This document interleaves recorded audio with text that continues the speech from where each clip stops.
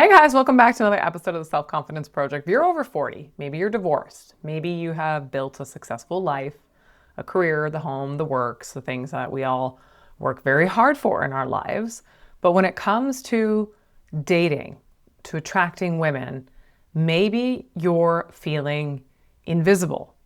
And you're feeling invisible even despite the fact that you're texting women or you're swiping online or you're trying. And yet you are coming up against crickets. No replies, no real sparks, no second dates are translating for you. And you're probably thinking, well, maybe it's because I'm getting older. And you might be thinking, well, maybe it's because I'm not looking the way I used to when I was 20. But it's actually none of those things. It's something else. And today I want to share with you exactly what that is and how you can flip the switch. Now, welcome to this channel. If you're brand new here, we talk all things life and dating and relationships. If you're a good-hearted man that wants to find a deeply loving relationship, then you are in the right place. Now, a lot of men feel very invisible. So let's call this the invisible man effect, okay? So you think you've become invisible because you've aged or because you're dating again after divorce, but that's not the case. You might be invisible to women because you haven't quite evolved to where modern dating is today. You might be dating as if you were pre-marriage. So I want to share a story with you. One of my clients, Mark, told me, I don't really get it, Kimberly. I've got a great job. I work out at the gym. I'm respectful to women, but they just aren't interested. And when we worked together, of course, I was looking at his dating profile. I was examining, his mannerisms and behaviors on his dates, and it hit me, it dawned on me. He was stuck in a bit of a time warp. And his approach to connecting with women hadn't really changed since 2005. Okay, so he was leading on dates with what I consider like a resume forward approach. He was talking about the house that he had. He was kind of driving to these dates in his nice car. He was expressing on his dating profile what his job title was. And he was also very, very, I think the best word for it would be slightly nervous with women. So he was playing it very safe, in fact, too safe. And he didn't really understand how to flirt with women. He didn't really understand how to be present on these dates. And he wasn't really sure what kind of emotional depth to kind of demonstrate with women. And so what was happening is he was really using, strategies from his 20s. And I recognized that he was trying to impress women. He was trying to perform and impress women with his stability and with his politeness, and wondering why women weren't really getting attracted to this energy. And worse, Mark and many of my clients bring what's considered unprocessed emotional baggage into the present, into today's dating, right? And maybe that's residue from your painful divorce. And I know you guys are listening, okay? You go, well, that's not me because I've been divorced 6 months now, and my divorce ended 5 to 7 years before we really signed the legal documents. And even though we were still kind of together at that time, we'd grown apart for many, many years, and I feel like I'm healed and ready to date. And that is one of the best rationalizations you can give yourself, but one of the most incorrect ones. And I've been there too. It was like, yeah, well, we really weren't connected for many years. And so I've done my hard years feeling very lonely and separated from my partner. And now that I'm legally divorced, I'm swinging to the dating scene because I feel like I'm healed. And I understand that we feel that way. I was in denial myself for quite a long time after a long-term relationship, thinking, yeah, well, I knew it was over for a long time. And then I swung right into one of the most toxic relationships I've ever been in because I wasn't healed. And I dragged all my residue from my painful breakup into that next relationship. And many of us do this, and we have rationalizations for why we are ready when in fact we haven't done any of the hard, painful healing that we need to do. Now, sometimes you're bringing unprocessed emotional baggage into your relationship because you actually have a lot of cynicism from being ghosted or from having bad dating experiences, or maybe you are still cynical because your partner wasn't fulfilling your needs at the end of the relationship. And maybe there's a little sliver of like, anger or cynicism towards modern women. And I understand that this can happen. And perhaps you're bringing in a little bit of fear from past rejection. You remember maybe before you met your wife, you were rejected a few times. So you're bringing that kind of fear back into dating. And this shows up in your energy massively. And the truth is that women don't need to read your profile in order to feel that. They feel that when a man, or a woman for that matter, hasn't done their healing. And women will sense this because they will get that you're performing and trying to win her over versus in a place in your life where you're just seeking a connection, not some kind of gain, some kind of win, some kind of, hey, I didn't get rejected this time, right? So, men, it is not that you are invisible because of your age. It might be that you're invisible because you are emotionally stuck in a version of you that is no longer here. Now, I want to share with you one of the biggest turnoffs that you might not be recognizing. Now, if you're over 40, typically, because you're going to be a little older if you've gone through a divorce and women are ignoring you, the brutal truth that I've highlighted so far is it's not the hair that's going gray on your face or your head. It's not your dad jokes. Those are great, by the way. It's what's considered low status behavior. The best way to describe it is like low status behavior, or this low status behavior is disguised as politeness. And what this practically looks like in dating is you are the kind of man that double texts women, over texts women, okay, just to check in because you're afraid of losing the connection. Or you're the kind of man that when you do get to know a woman, or you match with her online, or you're on your first date, or you bumped into a woman in public, you ask safe, somewhat boring or mundane questions like, what do you do for fun, right? Which is a fair question, but it's not earth-shattering. It's not particularly flirtatious. And so what happens is you start to agree with everything women say because you don't want to be seen as what is out there in the world today, this whole men going their own way, this toxic masculinity behavior, whatever you want to call it, right? So you don't want to be like that. So you err the other side very cautiously, and you're very agreeable because you don't want conflict. You don't want to upset a woman. God forbid you upset a woman and you get tattooed #MeToo on you. I understand that fear. I get it. I'm not a man, so I don't get it in that way, but I do understand that there is just this tense kind of cultural society that we are in that has made men feel like they can't kind of be themselves. So what happens is you become overly agreeable, or you share some of your deepest wounds or kind of most personal things that have happened to you in your prior relationship or in your life before, your first glass of wine arrives or the appetizer arrives on your date. And it's like too much too soon, right? And what happens is you're not really leading and you're not really taking the right kinds of risks to get to know women. So it's what I kind of call the nice guy trap 2.0. Okay, so you think you're presenting as someone who's very respectful, but in fact, you're becoming very forgettable. And women are not rejecting you or seeing you as invisible because you're a kind man.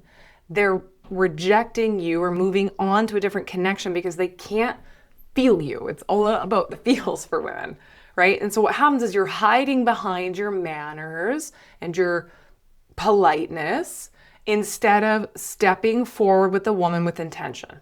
Now, nice is forgettable, polite is invisible, masculine embodiment and masculine presence, that is very magnetic. And what that means, I actually described in my video last week, has a lot to do with not posturing, not listing all your accomplishments, but actually, if we boil it down, it's knowing yourself and loving yourself, and knowing not every woman is going to be able to earn her way next to you. Now that is magnetic. Now the shift that is going to help women to start feeling you feeling you again is, again, let me emphasize, it's not that you need to be the richest or the tallest or the loudest in the room. Obviously, if you're making money, that's a great thing. And if you're working really hard at the gym, that's an added bonus. In fact, that's going to boost your testosterone and that's going to be attractive to women. But it's really about it's really about a mindset shift. And that's to become the chooser, not the chaser. You are not auditioning for women. Okay? You are not out there collecting stamps of approval from women. You're curating your life and asking, would this woman fit in my life and make me a better man? So confidence is not found in the number of dates you get. It is found in your damn standards with women, okay? So you're the man that leads with presence, not performance, and I say this often. You don't need to memorize a single pickup line. You don't need to prove anything, in fact, but you do need to understand how to prove to yourself that you love yourself. To yourself, yes. To others, no. And this means that you're actually quite calm in your mannerisms and you have this ability to be still instead of anxious fidgeting because you are comfortable in your own damn skin. And it means that you can truly listen to a woman without feeling like you're rushing to answer or respond because, again, it's that rush of anxiety. And it means that you are rooted in your values and understand what's absolutely hugely important to you so you do not bend to win a woman over. If you're compromising your values to win a woman over, it is a recipe for disaster. And you might be thinking, well, I'm in my 70s, I'm in my 80s, I don't have a lot of time. I need to take what comes my way. Well, let me tell you this.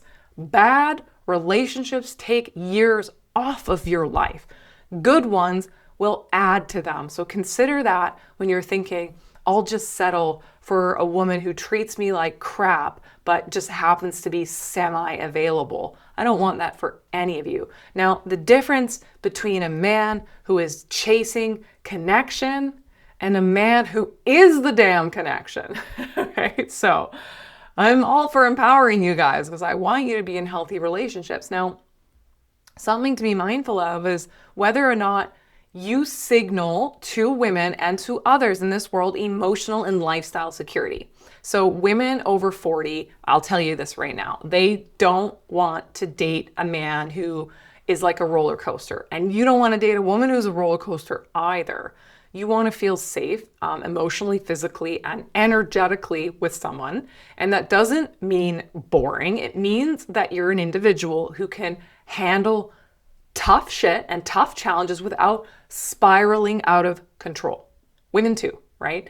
And that means that you have routines, and it means you have passions, and it means you have clarity. Now, if you are leading a life where you don't have activities that you do, you don't have community, you don't have a social life, you don't leave the home, maybe you're retired and you stay at home all day, or you work from home and all you do is go to the gym and back or to the grocery store and back, this is not going to create the rich and fulfilling life that you need to have to genuinely, naturally love yourself and attract the type of woman that you want to have by your side. And this is super, super important. It's about living a life that you're ultimately incredibly proud of.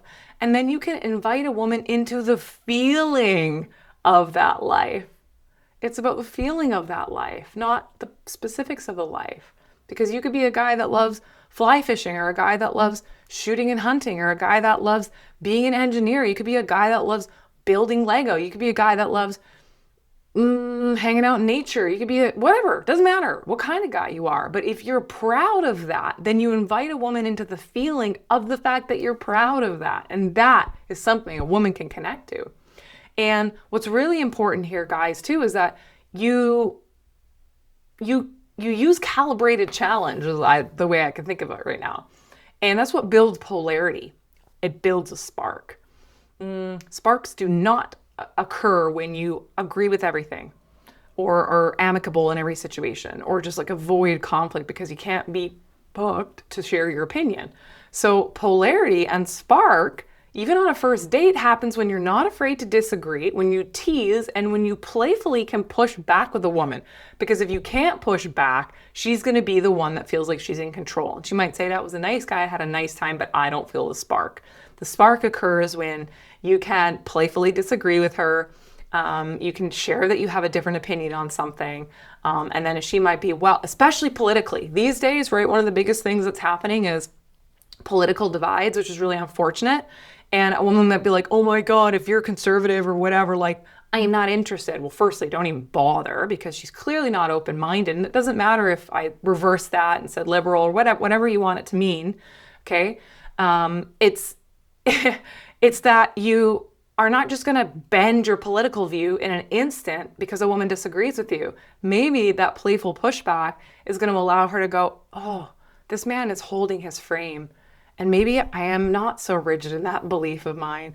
Maybe I just needed to talk to someone that had a calm, grounded perspective that I just couldn't see.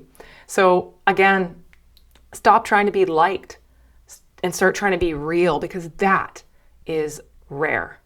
Women are not ignoring you because of your age. They might be ignoring you or ultimately disconnecting with you because the real version of you is hiding. The real version of you feels like he needs to perform, or you feel like you need to over-explain with women. But when you lead with presence, and just really presence is like connected to your body and your values and yourself and your life, right? And when you have curiosity and a calm confidence, like you don't get rattled every time a woman disagrees or says, hey, you did something that I don't like, then this is how, as a man, no matter what your age is, you become unforgettable. Now, to close this video, I want you to remember 3 C's. Charlies, 3 Charlies, okay? If you have felt invisible lately, I want you to focus on confidence. Not cockiness, not ego, quiet, steady confidence that comes from doing your inner work and liking yourself and your life. If you don't like yourself and you don't like your life, how can you expect a woman to?